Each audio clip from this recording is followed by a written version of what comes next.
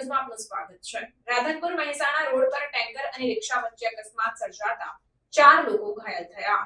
Radhanpur Mehsana highway પર tanker અને રિક્ષા વચ્ચે અકસ્માત સર્જાયો હતો, જેમાં રિક્ષામાં સવાર 4 લોકો ગંભીર રીતે ઘાયલ થયા હતા।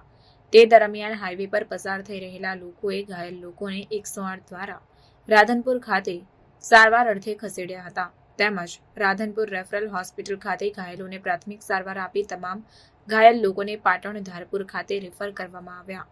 મળતી માહિતી અનુસાર રાધનપુર તરફથી રિક્ષા સમી તરફ જઈ રહી હતી, જ્યારે ટેન્કર મહેસાણા તરફથી રાધનપુર આવી રહ્યું હતું।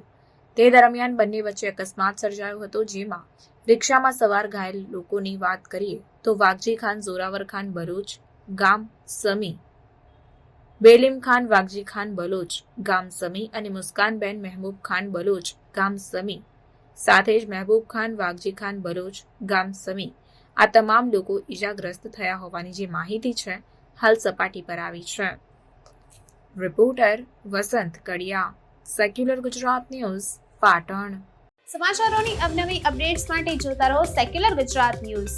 સાથે સેક્યુલર ગુજરાત ન્યૂઝ ચેનલને લાઇક, શેર અને સબસ્ક્રાઇબ કરો અને બેલ આઇકોન દબાવીને સમાચારોની ઝડપી માહિતી મેળવો।